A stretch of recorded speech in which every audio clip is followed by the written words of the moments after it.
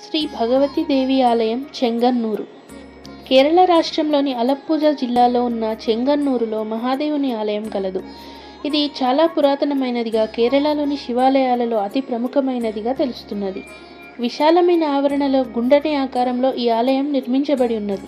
ఇక్కడ వెలిసిన పార్వతీ అమ్మవారిని భగవతీదేవిగా భక్తులు పూజిస్తారు. ఈ అమ్మవారి విగ్రహం 2.5 అడుగుల ఎత్తులో పంచలోహాలతో నిర్మితమై ఉండడం ఒక విశేషం. ఈ ఆలయానికి మహాదేవ ఆలయం అన్న పేరు ఉన్నప్పటికీ ఆలయంలో వేంచేసిన చెంగన్నూరు భగవతి అంటే పార్వతీదేవికే భక్తులు అధిక ప్రాధాన్యత ఇస్తారు. శివుడు మహాదేవునిగా, పార్వతి భగవతీదేవిగా ఈ ఆలయంలో ప్రధాన దేవతలుగా భక్తులచే ఆరాధించబడుచున్నారు. ఈ ఆలయంలోని ఒక ప్రత్యేకత ఏమిటంటే, తూర్పు వైపు చూస్తూ ఉండే శివుడు, పశ్చిమ వైపు చూస్తూ ఉండే పార్వతీదేవికి ప్రత్యేకంగా 2 ఆలయాలు ఉన్నాయి. ఈ ఆలయంలో శివుని ప్రతిరూపంగా భావించబడుతున్న శివలింగముపై అర్ధనారీశ్వరుడి చిత్రాన్ని చెక్కిన బంగారు రూపు తొడగబడి ఉన్నది. ఇంకా ఈ ఆలయ ప్రాంగణంలో గణపతి, అయ్యప్ప స్వామి, చండికేశ్వరుడు, నీలగ్రీవుడు, గంగా, నాగేంద్రుడు మొదలగు పరివార దేవతలు కూడా పూజలు అందుకుంటున్నారు.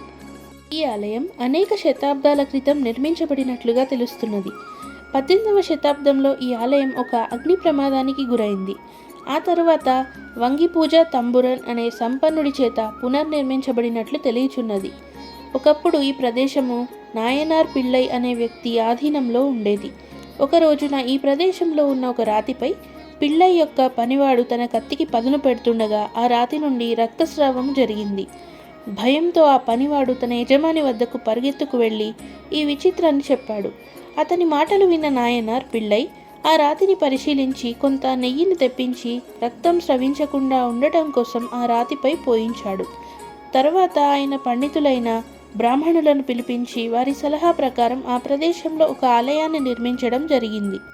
ఈ ఆలయంలో ప్రతిష్ఠించాల్సిన అమ్మవారి విగ్రహం ఎలా సంపాదించాలి అన్న ఆలోచనలో పడ్డ పిళ్ళైకి ఒక నంబూద్రి ఆ శిల ఉన్న ప్రదేశాన్ని త్రవ్వండి, అమ్మవారి విగ్రహం లభించవచ్చు అనగా కొంతమంది పనివాళ్లతో ఆ ప్రదేశాన్ని త్రవ్వించగా అచ్చట పార్వతీదేవి యొక్క విగ్రహం లభించింది.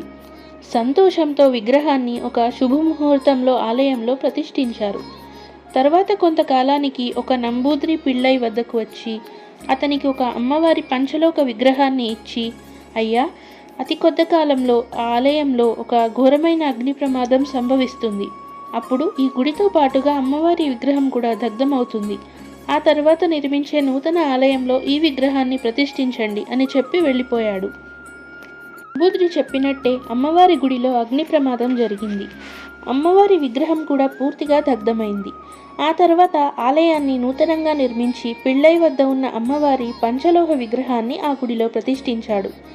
ఈ ఆలయంలోని అమ్మవారు గొప్ప మహిమగల దేవతగా భక్తులు భావిస్తారు. ఇక్కడ అమ్మవారు సంవత్సరంలో 3 లేక 4 సార్లు ఋతుమతి లేదా బహిష్టు అవుతుంది. అమ్మవారి విగ్రహానికి చుట్టి ఉన్న తెల్లని వస్త్రమునకు రక్తపు చారలు కనిపిస్తాయి అని బ్రాహ్మణులు చెప్తారు.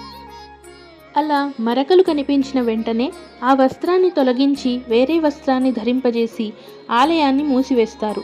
4 రోజుల తర్వాత ఆలయాన్ని తెరచి అమ్మవారి విగ్రహాన్ని ఊరేగిస్తూ నదిలో స్నానం చేయించి ఆలయానికి తీసుకొని వచ్చి అమ్మవారికి నూతన వస్త్రాలు అలంకరిస్తారు.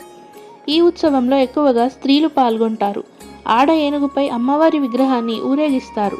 స్నానం అయిన 12 రోజుల వరకు అమ్మవారికి ఎర్ర పువ్వులతో పూజిస్తారు.